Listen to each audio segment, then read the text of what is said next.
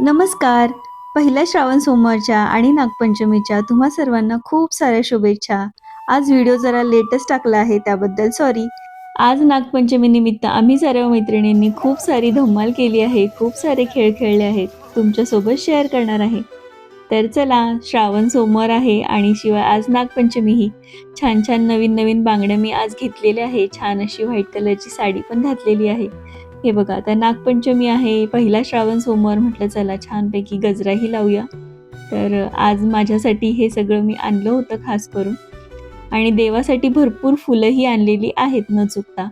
तरीही झाडाला पण खूप सारे जाईची फुलं आली होती. म्हटलं महादेवाला आज पांढरी फुलं व्हायची असतात, तीही सुगंधी. म्हटलं चला आपल्या झाडाची काढूयात काही. तर अशा पद्धतीने भरपूर सारी फुलं गोळा केली. हे बघा, एवढं ताट भरून सगळी पानं फुलं मी घेऊन आली आहे पूजेला. आता टेरेसवर गोकर्णाचीही भरपूर फुलं आलेली होती. म्हटलं तीही आधी काढून घेऊया. हे बघा, छान आता पावसाळ्याचे ना भरपूर सारे फुलं आलेत आणि हे बघा धोत्र्याचं पण झाड असं उगवलंय माझ्या इथे कुंडीमध्ये. त्यालाही बरीच फळं आली होती. तर हे बघा भरपूर सारी आता पानं, फुलं, पूजेचं सगळं सामान मी आता जमा केलंय आणि आता पूजेला बसणार आहे. सर्वात आधी मंदिरातल्या सर्व देवांची पूजा करून घेऊ म्हटलं. तुमच्यासोबत तो व्हिडिओ तर काही मी शेअर केला नाही. म्हटलं खूप मोठा होईल. तर हे आहे माझ्याकडचं बेलाचं झाड आणि या झाडामध्ये मी ठेवलेलं आहे नर्मदेश्वर शिवलिंग. तर हे आम्हाला भेट म्हणून मिळालेलं आहे. खूपच भाग्याने मिळतं हे असं म्हणावं लागेल, कारण स्वतःहून महादेव आमच्या घरी आलेले आहेत. तर आता आज ना पहिल्यांदा यांची यथासांगपणे पूजा करून घेऊ म्हटलं. तर पंचामृत, गंगाजल याच्याने आता व्यवस्थित असा अभिषेक करून घेतला.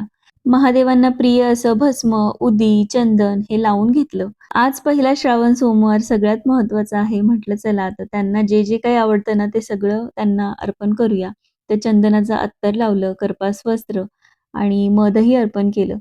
काळे तीळ अर्पण केले आणि सर्वात प्रिय असं बेलाचं पान, गोकर्णाचं फूल, पांढरं फूल हे सगळं काही मी अर्पण केलेलं आहे. अशी यथासांग अशी महादेवांची पूजा केलेली आहे. खडीसाखर पण ठेवलेली आहे आणि धोत्र्याचं हे फळ. तर फुलं पण येत असतात कधी-कधी झाडाला, पण आता आज नव्हते आलेले आणि शिवामूठ पण अर्पण करून घेतली. आता घरातल्या मंदिरात जे काही शिवपिंड आहे, त्याची पण व्यवस्थित अशी पूजा करून घेऊ म्हटलं. तर त्याला पण व्यवस्थित असं गंगाजल, पंचामृताने अभिषेक करून घेतला. छानपैकी रुद्राक्षांची पण पूजा करून घेतली. रुद्राक्षांना पण अभिषेक घातला. हे बघा हा डब्बा आहे ना, याच्यात मी सगळं काही महादेवांसाठी जे काही लागणार आहे ना, त्याचं सगळं सामान असं रेडी करून घेतलेलं आहे, म्हणजे पूजा करताना सोपं पडेल. तर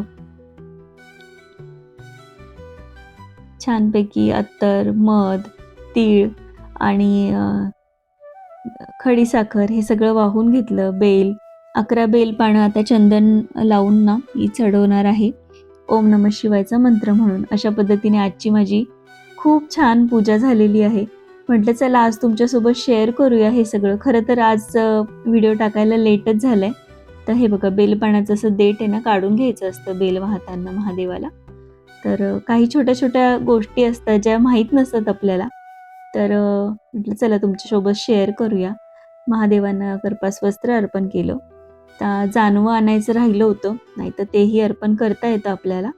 तर असं 11 बेलपानं वाहून छानपैकी महादेवांची पूजा केली. गोकर्णाचं फूल, जाईचं फूल, जे काही फुलं होते माझ्याकडे तेवढे सगळे मी वाहिले. म्हणजे त्यांना जे प्रिय आहेत ती सर्व फुलं मी वाहिली. तर अशी छानपैकी ओम नमः शिवायचा मंत्रोच्चार करत छानपैकी पूजा मी केलेली आहे. तर आज मला खूप छान वाटतंय. मन इतकं प्रसन्न आणि शांत वाटतंय ना पूजा करताना. आजचा योग इतका छान जुळून आलाय, की पहिला श्रावण सोमवार आणि शिवाय त्यात नागपंचमी. हे बघा बेल आणि हे दुर्वा आणि आघाडा पण मी चढवलेला आहे आजच्या दिवशी महादेवांना. अ, डाळिंब एक फळ असं चढवलेलं आहे. अशा पद्धतीने पूजा झाली. आज मला शिवलीलामृतचा 11वा अध्याय पण म्हणायचा होता, वाचायचा होता. तर प्रत्येक श्रावण सोमवारी मी 11वा अध्याय तरी निदान करत असते, पूर्ण नाही जमलं तरी. आणि हे बघा आता आज पहिली मूठ तांदळाची आहे, शिवामूठ. तर आता तीही मी चढवत आहे. तर कशा पद्धतीने चढवता हे तुम्हाला सांगते. अशा पद्धतीने मुठीत तांदूळ घ्यायचे आणि तांदूळ ना थोडे ओले करूनच चढवायचे, असे कोरडे चढवायचे नसतात. तर अशा पद्धतीने एक पळी पाणी घालून मी आता शिवमूठ अ, महादेवांवर अर्पण करतीये. हे बघा अशा पद्धतीने. तर हे तुम्हाला माहिती होतं की नाही नक्की मला सांगा आणि माझ्यामुळे तुम्हाला थोडीशी माहिती मिळाली असेल तर मला पण आनंदच आहे. तर आता अशा पद्धतीने पूजा करून धूप-दीप ओवाळून घेतलं. नंतर मग आपल्याला अ, गंगाजलाची गळती लावून घ्यायची आहे महादेवांवर. म्हणजे पूर्ण वेळ महादेवांवर अभिषेक होत राहणार गंगाजलाचा. आजच्या श्रावण सोमवाराची यथासांग अशी पूजा पार पडली. म्हटलं चला आता नागपंचमीची पण पूजा करायला हवी. तर नागोबाची पूजा करायची म्हटल्यावर नागोबाची मूर्ती किंवा कुठलंही चिन्ह माझ्याकडे नव्हतं आणि नागनरसोबाचं हे चित्र आहे ते आपण लावतच असतो. ते एक लावलं आणि एक छोटीशी रांगोळी काढून घेतली नागोबाची आणि त्याचीच आता मी पूजा करून घेतलेली आहे. नागोबाला फुलं, दुर्वा, आघाडा सगळं वाहिलं. दूध लाह्यांचा नैवेद्य ठेवला. म्हटलं चला आता शिवलीलामृतचा 11वा अध्याय वाचून घेऊया. मग नंतर आपल्याला आरती करता येईल. तर आता अध्याय वाचायला घेतलेला आहे. तर अशा पद्धतीने अध्याय वाचतीये मी. हृदयी चिंतिले शिव ध्यान हर हर शिव म्हणून उडी शंख घातली.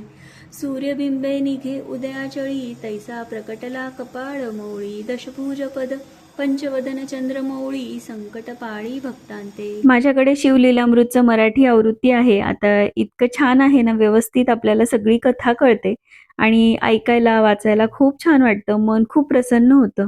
शिवलीलामृतचा अध्याय वाचून झाल्यानंतर गणपती बाप्पाची आरती झाली, महादेवाची आरती झाली. अशी छान यथासांग अशी पूजा पार पडलेली आहे. आजचा माझा दिवस इतका छान गेलाय ना, छानपैकी देवांची पूजा झाली. सगळं काही मनासारखं झालं होतं. आता संध्याकाळी मस्तपैकी पुरणपोळीचा बेत होता. पटापट असा स्वयंपाक केला कारण आम्हा मैत्रिणींचं अचानक ठरलं, की आज आपल्याला खेळ खेळायचे आहेत नागपंचमीचे. तर आता आम्ही सगळ्या मैत्रिणी हे बघा संध्याकाळी जमा झालेलो आहे. तर ह्या सगळ्या माझ्या जिमच्या मैत्रिणी आहे. तर ही आहे प्रियंका. तर ह्या बघा सगळ्या जणी जमलेल्या आहेत. आता सध्या तर फोटोशूटच चाललंय आल्या-आल्या सगळ्यांचं. आता सगळ्या फोटोशूट करण्यातच बिझी आहे. नागपंचमीचे खेळ बाजूला राहिले. म्हटलं चला आता एकदाचे सगळे मनसोक्त फोटो काढून घ्या, मग पुढे आता खेळायला घेऊया. तर आता काय-काय खेळायचं हे सुरू होतं. सुरुवात तर फुगडीपासूनच केली. खरं सांगू का नागपंचमीचा आजचा दिवस माझ्यासाठी खरंच खूप छान होता. म्हणजे आजच्या दिवशी मी पहिल्यांदा असं लग्नानंतर पहिल्यांदा असं खेळ खेळायला आले होते मैत्रिणींसोबत. तर इतक्या वर्षात तर कधीच असं जमलं नाही. गावाकडे तर हे नेहमीच होतं म्हणजे प्रत्येक नागपंचमीला गावाकडे खेळ खेळले जातात. पण शहरामध्ये एवढं सगळं पॉसिबल होत नाही. आणि आज आमच्या मैत्रिणींनी अचानक हे सगळं ठरवलं आणि खूपच छान वाटलं आम्हाला. खूप मज्जा आली. म्हणजे बऱ्याच गोष्टी शिकायला मिळाल्या, गप्पा आणि आनंद असतो तो वेगळाच. आजच्या दिवशी प्रत्येकीकडे पुरणपोळीचा स्वयंपाक होता. एवढ्या गडबडीतही सगळं उरकून सगळ्या जणी आज खेळायला आल्या होत्या. खूप छान वाटत होतं. खूप मज्जा आली आम्हाला सगळ्यांमध्ये.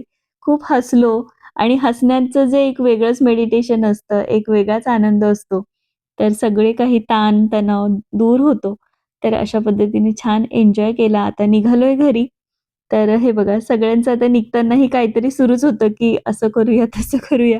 चला तर आता निघता-निघता पूजाचा उखाणा ऐकूनच जायला हवा. कोल्हापुरात लावला वर सांगलीत उगवल्या मुळ्या 5 मुळ्याच्या 5 तोळ्या 5 तोळ्यांचे 5 दारे 5 दरांच्या 5 कड्या 5 कड्यांचे 5 हात उघडून बघते आत मिसाळीचा भात भातावर रूप तुपासारखं रूप रूपासारखा जोडा पडला चंद्रभागेला वेडा चंद्रभागेच्या वेळी आळंदीचा मेवा कोकणात न्यावा कोकणातील फणसाची गरे खाताना लागतात वरे सचिनरावांचे नाव घेताना तानभू खरे. बापरे खूपच छान खूप मोठा.